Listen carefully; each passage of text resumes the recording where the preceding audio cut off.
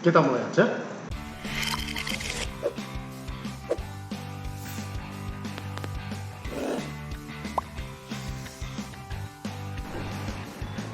Assalamualaikum warahmatullahi wabarakatuh.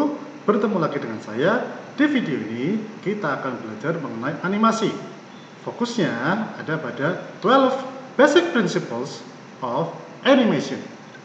Ketika kita membuat animasi, tentunya kita ingin mengetahui bagaimana sih prinsip-prinsip untuk membuat animasi yang bagus. Pada tahun 1981, dua orang animator Disney, Ollie Johnston dan Frank Thomas, mengeluarkan sebuah buku berjudul The Illusion of Life, Disney Animations. Secara umum, buku ini sebenarnya bercerita mengenai proses pembuatan animasi di Disney. Namun, Ollie Johnston dan Frank Thomas juga menuliskan tips mengenai bagaimana cara membuat animasi yang mematuhi hukum-hukum fisika dan juga mampu menarik perhatian serta emosi audiens. Di dalam buku tersebut terdapat 12 tips yang kemudian lebih dikenal dengan istilah 12 Basic Principles of Animation. Di video ini saya akan mencoba untuk menjelaskan satu persatu bagaimana cara menggunakan ke-12 prinsipal tersebut. Untuk mempermudah penjelasan, saya akan membagi 12 prinsipal ini ke dalam 3 kategori, yaitu bentuk, gerakan, dan showcase atau theatrical. Kita mulai dari kategori yang pertama, yaitu bentuk. Prinsipal yang pertama adalah prinsipal yang disebut squash and stretch. Squash sebenarnya merupakan kondisi ketika sebuah benda dimampatkan. Bisa kalian lihat, inilah yang dinamakan dengan squash, yaitu pemampatan. Sedangkan stretch adalah kondisi ketika sebuah benda ditarik. Contohnya seperti tali masker saya. Inilah yang dikenal dengan nama stretch. Dari konsep squash dan stretch, ada 3 hal yang penting untuk diperhatikan. Pertama, ketika kita menggambar sebuah benda, penting untuk kita mengetahui seberapa elastis benda tersebut. Jika benda yang kita gambar adalah benda yang elastis, maka kita perlu menunjukkan bahwa benda tersebut benar-benar elastis menggunakan konsep squash dan stretch. Namun, jika benda tersebut terbuat dari bahan yang tidak elastis, maka kita perlu tunjukkan bahwa benda tersebut tidak memiliki konsep squash dan stretch. Misalnya kita akan membuat animasi dari kedua bola ini. Bola yang ini terbuat dari bahan yang lebih elastis, makanya dia memiliki konsep squash dan stretch. Sedangkan bola yang ini terbuat dari bahan yang tidak elastis, makanya dia tidak memiliki konsep squash dan stretch. Nah, ini harus diingat ketika kita ingin menggambar bola tersebut. Kedua, setelah kita mengetahui bahwa sebuah benda benar-benar elastis, maka kita perlu menunjukkannya dengan tidak lupa memasukkan konsep squash dan stretch pada timing yang tepat. Misalnya ketika sebuah bola kita pantulkan, atau ketika sebuah bola kita tendang, atau ketika kita meninju pipi seseorang. Dalam momen-momen seperti ini, konsep squash dan stretch pasti diterapkan. Jika tidak, itu menunjukkan kepada kita bahwa benda-benda tersebut pasti terbuat dari bahan yang tidak elastis. Yang ketiga, kita tidak boleh lupa bahwa sebuah benda selalu memiliki volume yang tetap, apapun yang terjadi pada benda tersebut. Oleh karena itu, ketika kita memasukkan konsep squash dan stretch, seharusnya volume benda tidak berubah secara signifikan. Kembali ke contoh bola ini, kalau saya tekan, maka walaupun sepertinya benda tersebut mampat, tapi secara fisika volume benda tidak berubah. Jadi tidak mungkin tiba-tiba mampatannya jadi besar sekali, bahkan mungkin sampai melebihi volume aslinya. Perlu juga diingat, ketika kita melakukan gerakan squash seperti ini, maka benda akan terlihat melebar. Sebaliknya, ketika kita melakukan gerakan stretch seperti ini, benda akan terlihat mengurus. Masih di kategori bentuk, selanjutnya untuk prinsip yang kedua adalah solid drawing. Solid drawing merupakan prinsipal yang membahas bagaimana caranya menggambar sebuah bentuk dengan tepat dalam 3D space atau ruang 3 dimensi. Ketika kita menggambar sebuah benda dalam ruang 3D, kita perlu memperhitungkan kemudian menggambar secara pasti bagaimana sih bentuk benda tersebut ketika dilihat dari sudut tertentu. Dalam dunia seni, kita mengenal ini dengan istilah perspektif. Tentunya ketika kamera yang melihat benda tersebut berubah posisinya, maka bentuk benda pun pasti akan berubah. Misalnya untuk gelas ini, jika saya mengambil gelas ini pada posisi di bawah seperti ini, dapat terlihat bahwa di bagian depan dan di bagian belakang dari gelas, kedua-duanya dapat dilihat. Tapi ketika saya naikkan dengan sudut yang kurang lebih sama, kalian akan mengetahui bahwa sekarang hanya bagian depan yang bisa terlihat oleh kalian. Tentu saja hal ini bukan masalah besar ketika kita merekam menggunakan video. Tetapi untuk animasi yang dibuat dengan banyak menggambar, hal ini tidak boleh dilupakan oleh artis. Jika artis lupa, maka bisa saja gambar tersebut bentuknya tetap, padahal sudut pengambilan gambar sudah mulai berubah. Yang lebih menarik lagi, prinsip ini tidak hanya membahas perubahan bentuk akibat dari perubahan sudut pandang kamera. Bahkan, prinsip ini juga membahas perubahan cahaya, perubahan bayangan, perubahan warna, bahkan hingga perubahan anatomi. Misalnya, kita bisa melihat bagaimana gelas ini berubah anatominya hanya dengan saya kemudian menggesernya seperti ini. Lihat, di bagian ini mulai muncul sesuatu yang kalau kita ginikan, pelan-pelan bagian tersebut akan menghilang. Inilah yang saya maksud dengan perubahan anatomi. Atau contoh lainnya, perut gemuk seseorang tidak akan terlihat ketika kamera mengambil dari sudut pandang depan. Tapi ketika kamera mengambil dari sudut pandang samping, barulah terlihat bahwa ada bagian yang menonjol di perutnya. Nah, sekarang kita masuk ke prinsip yang ketiga di kategori bentuk, yaitu appeal. Ketika kita menggambar sebuah karakter, bukan hanya sekedar benda, kita perlu ingat, karakter itu nantinya akan hidup di dalam dunia animasi kita. Agar karakter tersebut benar-benar hidup, penting bagi kita untuk memastikan bahwa karakter tersebut sudah memenuhi prinsip squash and stretch dan prinsip solid drawing. Namun, penting juga bagi kita untuk memastikan bahwa karakter tersebut akan menarik perhatian audiens, terutama karakter-karakter yang mendapatkan tempat utama di dalam dunia animasi kita. Artinya apa? Dalam prinsip appeal, penting untuk kita memberikan personality atau kepribadian dalam karakter kita. Dan kepribadian ini harus terpancar sehingga audiens bisa menangkapnya dengan mudah. Sebagai contoh, ketika kalian menggambar karakter tokoh utama, tanyakan pada diri kalian, apakah karakter ini menarik perhatian audiens? Apakah audiens langsung paham bahwa dia bukan hanya sekedar karakter, tapi juga merupakan tokoh utama? Apakah audiens langsung bisa menebak kepribadian dari karakter tersebut tanpa perlu menonton lebih jauh? Jika dia tokoh baik, apakah jelas dia terlihat seperti tokoh baik? Jika dia tokoh jahat, apakah jelas dia terlihat seperti tokoh jahat? Atau kalian mau bikin plot twist seperti Frozen? Apakah dia karakter yang ceria, pendiam, penakut, pemarah, banyak mikir? Nah, usahakan sebisa mungkin informasi-informasi seperti ini bisa kita sampaikan kepada audiens hanya dengan penggambaran karakternya saja. Itulah yang dinamakan dengan prinsipal appeal. Itu saja penjelasan saya terkait prinsipal-prinsipal yang masuk dalam kategori bentuk. Sekarang kita akan masuk pada penjelasan prinsipal-prinsipal yang masuk dalam kategori gerakan. Yang pertama adalah anticipation. Prinsipal ini menjelaskan bahwa pada umumnya gerakan sebuah benda akan diawali dengan gerakan persiapan atau gerakan antisipasi atau gerakan ancang-ancang.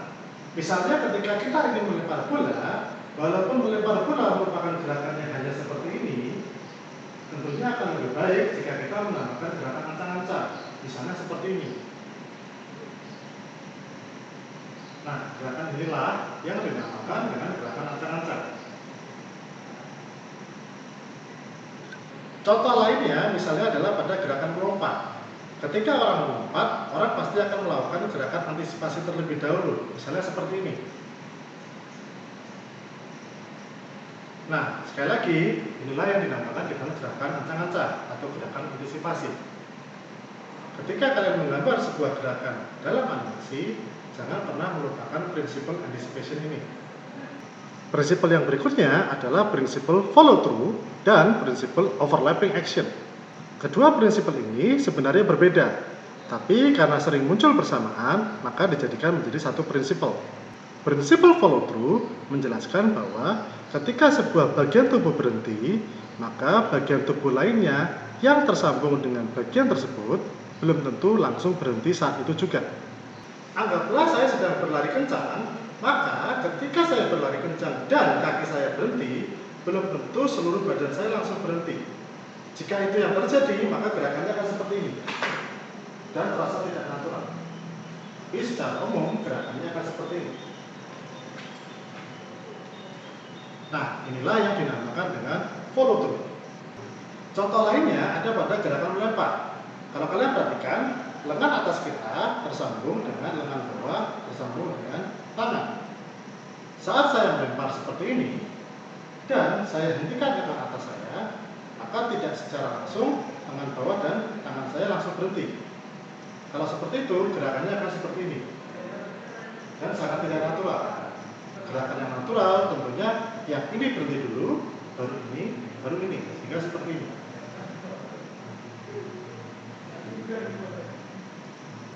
Atau contoh lain dari follow through adalah ketika Superman dengan menggunakan jubahnya berjalan. Kalau kalian lihat, ketika Superman bergerak, jubahnya tidak langsung bergerak, tapi mengikuti di belakangnya Superman.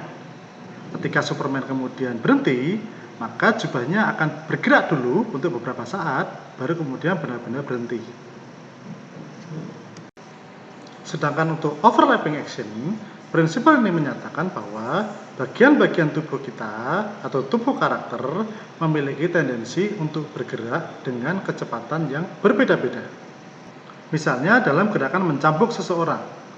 Dalam gerakan tersebut, bagian pangkal cambuk yang kita pegang akan tiba terlebih dahulu, baru disusul bagian tengah cambuk, kemudian diakhiri dengan bagian belakang cambuk. Inilah yang disebut dengan overlapping action. Mirip dengan gerakan mencambuk, gerakan ketika kita melempar sesuatu seperti ini, jika kalian perhatikan, bagian lengan atas saya akan tiba di tempat terlebih dahulu, baru diikuti oleh gerakan lengan bawah saya, baru kemudian diikuti oleh bagian tangan saya. Nah, dari sinilah terlihat bahwa lengan atas saya, lengan bawah saya, dan tangan saya masing-masing bergerak dengan kecepatan yang tidak sama. Jika semuanya bergerak dengan kecepatan sama, maka gerakan tangan saya akan seperti ini, yang tentunya sangat tidak natural. Kemudian kita masuk pada prinsip yang berikutnya dari kategori gerakan, yaitu slow in dan slow out. Slow in prinsip menyatakan bahwa sebuah benda yang awalnya diam, ketika dia bergerak, maka benda tersebut tidak akan langsung masuk ke dalam kecepatan yang tertinggi, melainkan mengalami suatu kenaikan kecepatan secara perlahan.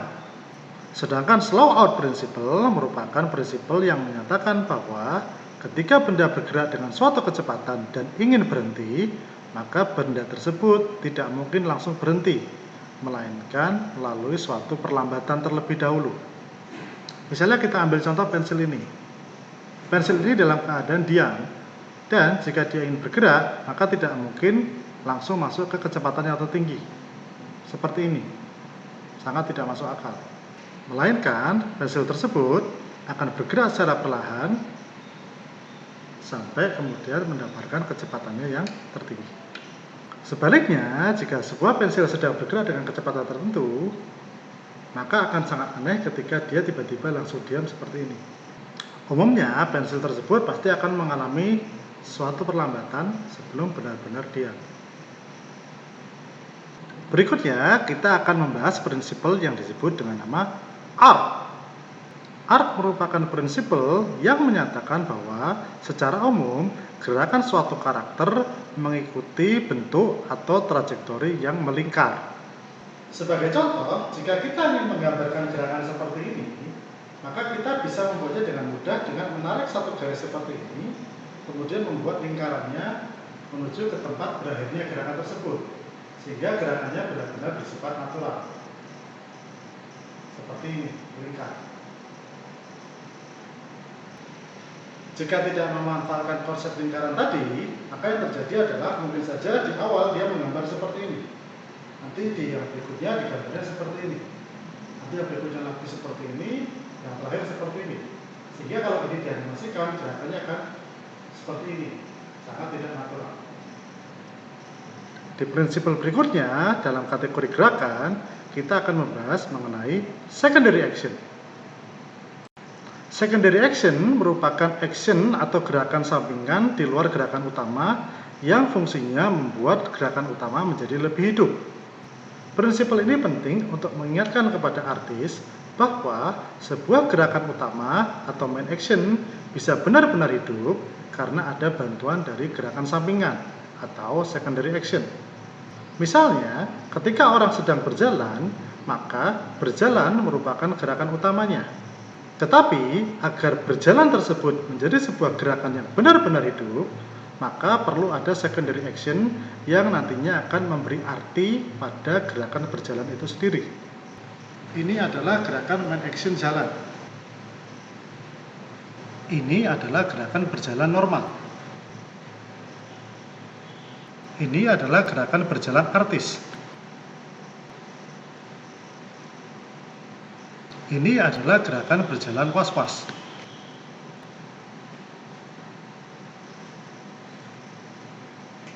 Ini gerakan berjalan apaan ya?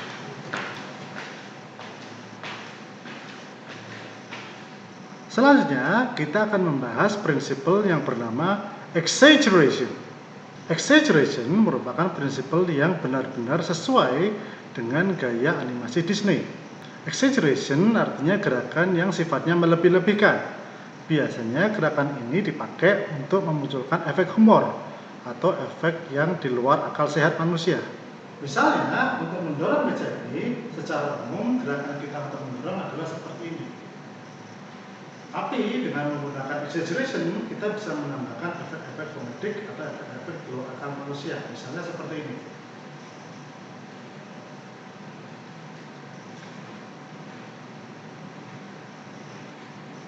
Atau misalnya ketika kita ingin melempar bola, maka gerakannya biasanya akan seperti ini.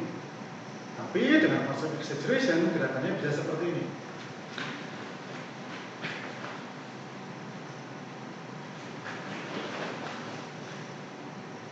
Sekali lagi, exaggeration tidak umum untuk digunakan, melainkan untuk mendapatkan efek humor atau efek di luar akal manusia. Jika animasi kalian fokus pada gerakan-gerakan yang realistis, maka prinsipal exaggeration biasanya tidak banyak digunakan. Sebaliknya, jika animasi kalian boleh mengandung sesuatu yang bersifat di luar nalar, baik itu untuk efek humor maupun tidak, maka prinsipal exaggeration bisa digunakan. Contohnya, misalnya kalian ingin menggambarkan perbedaan antara manusia dengan tokoh saya. Dapat kalian lihat, gerakan manusia saya biasanya tidak akan terlihat oleh mata. Atau misalnya untuk menggambarkan kartun-kartun seperti Tom and Jerry. Prinsipal exaggeration memungkinkan kita untuk melawan prinsipal-prinsipal di kategori gerakan yang sudah saya jelaskan sebelumnya. Misalnya, untuk slow in, gerakan seperti ini tidak masuk akal. Tapi dengan prinsipal exaggeration tidak masalah. Contoh lain, dalam prinsipal anticipation kita belajar bahwa ada gerakan yang namanya gerakan ancang-ancang. Tentunya semakin kuat gerakan ancang-ancangnya, maka efek lemparannya pasti akan berbeda. Tapi dengan prinsipal exaggeration, hanya dengan gerakan seperti ini saja bisa saja menghasilkan lemparan yang luar biasa cepatnya. Berikutnya, kita akan masuk pada prinsipal terkait kategori gerakan yang fokus pada penggambaran gerakan itu sendiri. Prinsip yang pertama adalah timing and spacing. Timing didefinisikan sebagai jumlah frame untuk satu gerakan. Sedangkan spacing didefinisikan sebagai jarak antar frame tersebut. Dengan kata lain, semakin besar suatu timing, maka jumlah frame dalam satu gerakan tersebut semakin banyak. Sedangkan semakin besar suatu spacing, maka jarak antar frame-nya menjadi lebih jauh. Misalnya untuk gerakan seperti ini, jika timingnya besar, berarti gerakan tersebut memiliki banyak frame. Misalnya 1, 2, 3, 4, 5, 6. Sedangkan kalau timingnya kecil, maka jumlah frame-nya mungkin lebih sedikit. Misalnya 1, 2, 3. Itu konsep timing. Untuk konsep spacing, dia biasanya mengatur jarak antar frame. Kalau spacingnya besar, maka akan seperti ini kurang lebih. Kalau spacingnya kecil, maka kurang lebih akan seperti ini. Penentuan timing dan spacing sebenarnya sangat berguna dalam menentukan seberapa halus dan seberapa cepat sebuah gerakan tersebut. Sebagai contoh, misalnya untuk gerakan yang secepat ini, maka dalam kasus ini kita tidak perlu menggunakan banyak frame, sehingga timingnya bisa kecil, tetapi spacingnya banyak. Jadi 1, 2, 3. Ini sudah cukup untuk membuat gerakan seperti ini. Namun, jika frame yang sama digunakan untuk gerakan yang lambat, misalnya gerakan seperti ini, maka transisi gerakannya akan terlihat sangat tidak smooth, sehingga akan terlihat seperti patah. Jika kita tetap menggunakan timing atau spacing yang sama seperti gerakan yang tadi. Sehingga untuk kasus gerakan yang lebih lambat, mau tidak mau, timingnya harus kita tambahkan dan spacingnya harus kita persempit. Misalnya seperti ini. Sehingga gerakannya bisa ditampilkan dengan lebih lambat, tapi tetap halus. Prinsipal terakhir sedikit berkaitan dengan timing dan spacing, yaitu prinsipal straight ahead and post to post. Straight ahead merupakan prinsipal menggambar gerakan animasi dari gerakan yang paling awal sampai gerakan yang paling akhir. Sedangkan post to post merupakan prinsip menggambar gerakan animasi dari gerakan-gerakan yang utama atau disebut juga dengan keyframe. Lalu setelah itu mengisi gerakan-gerakan yang ada di antara dua keyframe. Sebagai contoh, jika kita ingin membuat animasi seperti ini, maka ketika kita menggambar menggunakan prinsipal straight ahead, yang kita lakukan adalah menggambar animasinya perlahan-lahan dari gerakan yang paling awal, begitu seterusnya sampai gerakan yang terakhir. Di sisi lain, jika kita menggambarnya dengan gerakan post to post, maka yang pertama kali kita gambarkan adalah frame ini, kemudian yang berikutnya adalah frame yang ini, lalu berikutnya frame yang ini, dan ditutup dengan frame yang ini. Baru setelah kita dapatkan 4 keyframe tadi misalnya, kita kemudian gambarkan frame-frame intervalnya untuk mengisi frame yang ada di tengah-tengah. Seperti itu. Secara umum, straight ahead menawarkan keuntungan di mana kita bisa menggambar gerakan secara urut, lebih halus, dan lebih mengalir, sebab semua digambar dari frame yang paling pertama. Di sisi lain, post to post menawarkan kita kemampuan untuk membuat gerakan lebih dramatis atau lebih menarik atau lebih terfokus pada gerakan-gerakan keyframe, sehingga gerakan-gerakan yang diantaranya tidak perlu menjadi perhatian utama. Terakhir, saya akan membahas prinsipal yang masuk pada kategori ketiga, yaitu showcase atau theatrical. Prinsipal ini dinamakan staging. Pada prinsipal inilah sebuah adegan animasi benar-benar dibuat hidup. Sebab di prinsipal ini fokusnya adalah bagaimana kita bisa menarik perhatian audiens. Seperti seorang sutradara, prinsipal ini memberikan kita gambaran bagaimana kita meletakkan karakter di dalam scene, di mana sudut kamera yang tepat untuk mengambil adegan tersebut, bagaimana pencahayaan yang pas, bagaimana kemudian adegan, blocking, positioning, dan lain-lain. Prinsipal ini juga tidak hanya mengatur apa yang ada di bagian depan atau foreground, tapi juga mengatur apa yang ada di belakang atau background. Oleh karena itu, prinsipal staging benar-benar melengkapi keseluruhan adegan dari seluruh animasi kita. Nah, itu saja yang bisa saya sampaikan. Saya ingatkan lagi, dengan 12 Basic Principle of Animation, kita diberikan bantuan bagaimana sih menggambar bentuk yang tepat, bagaimana menggambar gerakan yang tepat, dan bagaimana mengatur itu semua dalam suatu adegan theatrical yang benar-benar menghidupkan animasi kita. Sekian dari saya, terima kasih. Assalamualaikum warahmatullahi wabarakatuh. Oi, oi, oi, oi, oi, oi, oi.